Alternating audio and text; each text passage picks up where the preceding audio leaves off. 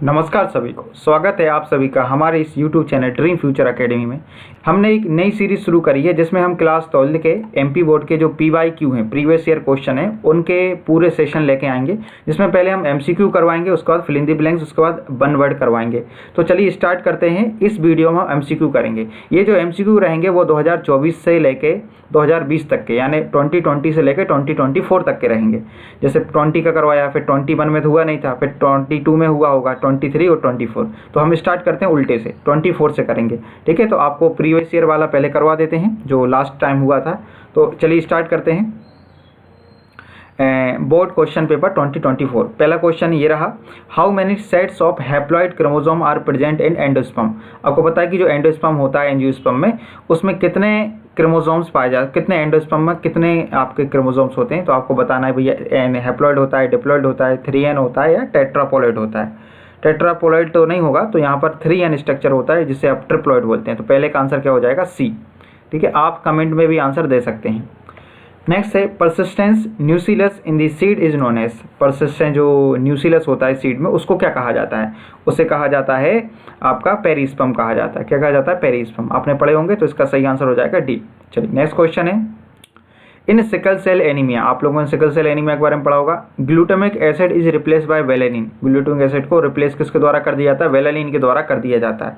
तो आपको बताना है वेलेनिन के लिए ट्रिपलेट कोड क्या है। Which one of the following is triplet code for valine. तो वेलेनिन के लिए कौन सा हो जाएगा? GUG, GA, AG और GGG। तो इसके लिए सही आंसर हो जाएगा डी, GUG।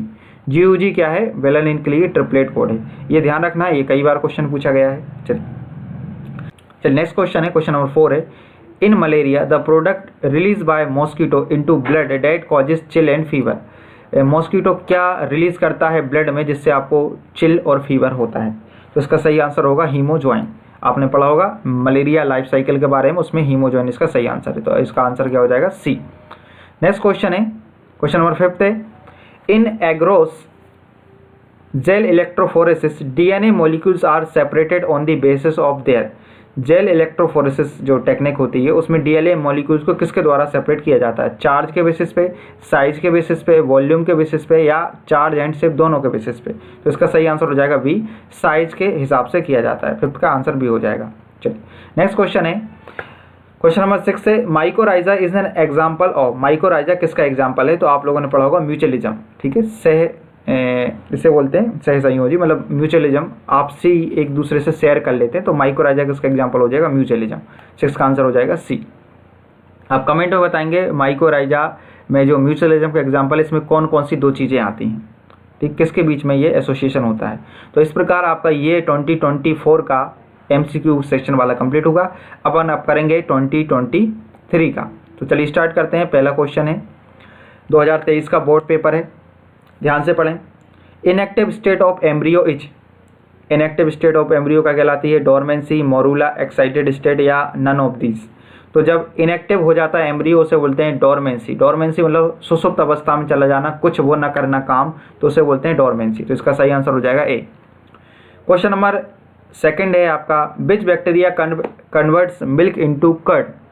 मिल्क को कर्ड में कौन सा बैक्टीरिया करता है? तो बच्चा जानता है। इसका सही आंसर क्या हो जाएगा? Lactobacillus bacteria. नेक्स्ट क्वेश्चन है, which of the following gives nutrition to the developing pollen grain. Embryo नहीं पूछ रहा है, ध्यान रखना, पोलन ग्रेन पूछ रहे हैं। तो आपका सही आंसर क्या होगा बताओ? एक्टोडर्मिस, मिडिल लेयर, टेपिटम, फिलामेंट। तो इसका सही आंसर हो जाएगा टेपिटम। टेपिटम लेयर जो होती है, टेपिटम जो होते हैं, वो डेवलपिंग पोलन ग्रेन को क्या देते हैं? न्यूट्रिशन देते हैं। और अगर डेवलपिंग एंडोस्पर्म की डेवलपिंग सीड की बात की जाए, तो यहाँ पर एंडोस्पर्म सही आंसर हो जाएगा। तो इसका आंसर हो जाएगा सी। चलिए, all animals depends on plants directly और indirectly for their food is called. बताओ, जितने भी एनिमल्स जो डिपेंड होते हैं प्लांट के ऊपर खाने के लिए, उनको क्या कहा जाता है? उन्हें कंज्यूमर कहा जाता है। क्या कहा जाता है? कंज्यूमर। इसका सही आंसर हो जाएगा बी, कंज्यूमर। प्रोड्यूसर तो खुद प्लांट होते हैं। सेप्रोफाइट मतलब जो सड़े गले पदार्थों पर जीवन यापन करते हैं, डेड एंड डिकम्पोज मैटर पर। और डिकम्पोजर्स ये भी वही होते हैं। सेप्रोफिटिक मतलब जो मरे हुए पर करते हैं, सॉरी, और डिकम्पोजर जो डेड एंड डिकम्पोज पे करते हैं। ठीक है, तो इसका सही आंसर हो जाएगा बी। ऊपर नीचे हो गए, तो इसका सही आंसर है बी। ठीक है, चलिए क्वेश्चन नंबर 5 है, inner mass group of cell which have ability bracket में potency to produce tissue and organs are. नए ऑर्गन बनाना, ये जो एबिलिटी होती है, ये एबिलिटी जिसे पोटेंसी बोलते हैं, ये किस सेल में होती है? ऑप्शन ए है स्पर्मेटोसाइट सेल में, ऑप्शन बी है एक्टोडर्मल सेल में, ऑप्शन सी है स्टेम सेल में और ऑप्शन डी है सर्टोली सेल में। तो इसका सही आंसर हो जाएगा सी, स्टेम सेल में ये होती है, बाकी सर्टोली सेल तो स्पर्म वगैरह बनाने में काम आती है। तो इसका फिफ्थ का आंसर क्या हो जाएगा? सी। नेक्स्ट क्वेश्चन है who give chromosomal theory of inheritance. Chromosome की जो थ्योरी है इनहेरिटेंस की वो किसने दी थी?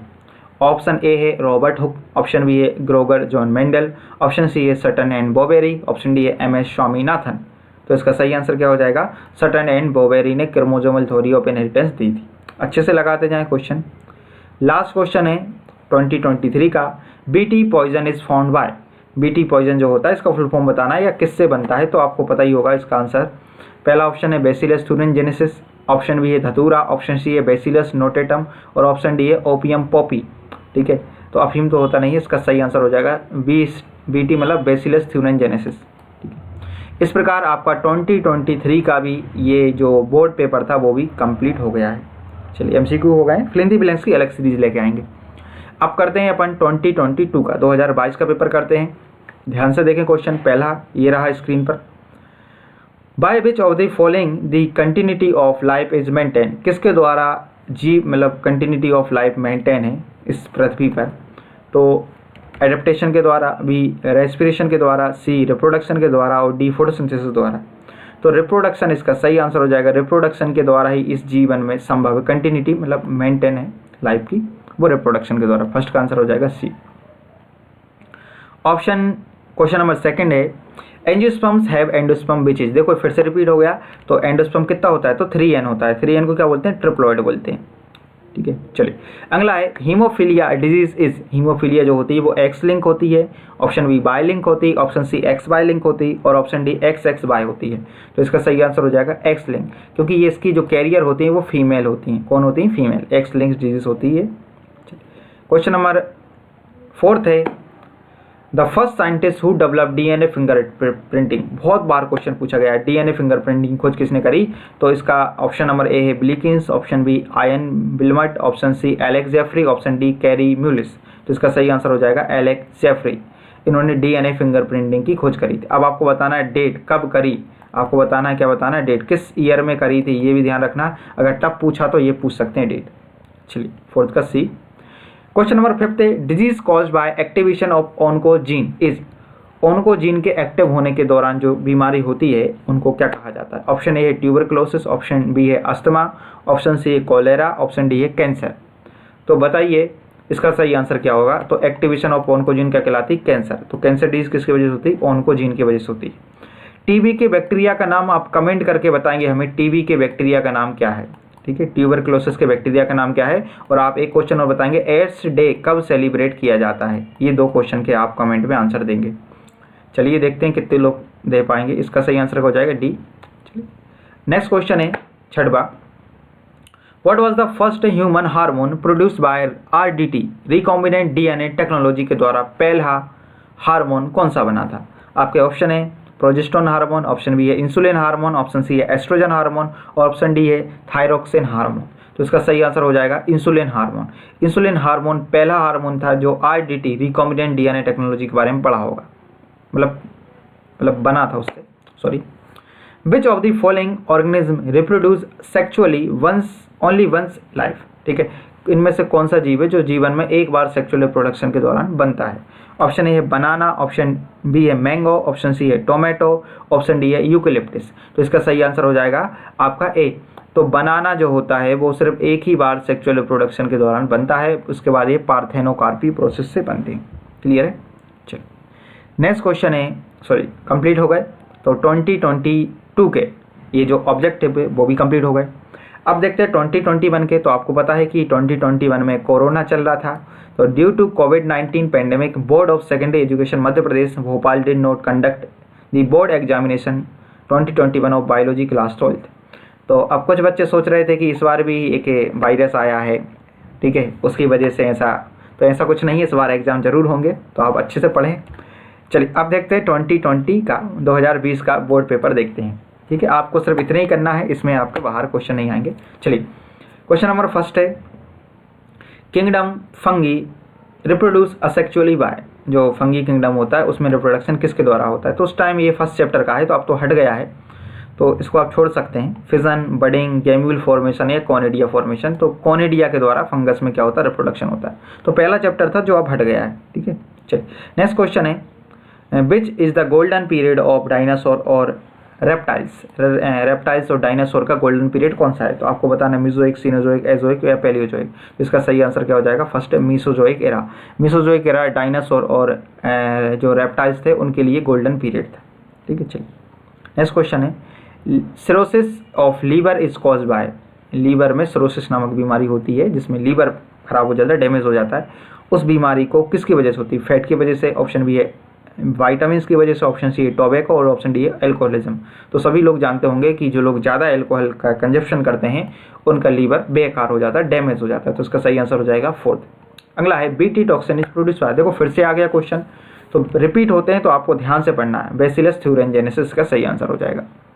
चलिए environment protection act important question है, 1986 में पारित किया गया था, ठीक है। तो इसका सही आंसर क्या है, 1986 में इन्वायरमेंट प्रोटेक्शन एक्ट। अब आप बताएंगे इन्वायरमेंट डे कब मनाते हैं, ठीक है। आपके ऑप्शन है 5 मई को, ऑप्शन बी है 5 जून को, ऑप्शन सी है 5 जुलाई को और ऑप्शन डी है 22 अप्रैल को, ठीक है। आप ये आंसर बताएंगे, ठीक है। 5 मई, 5 जून, 5 जुलाई और 22 अप्रैल, ये आपका क्वेश्चन है। आप इसको कमेंट में आंसर देंगे।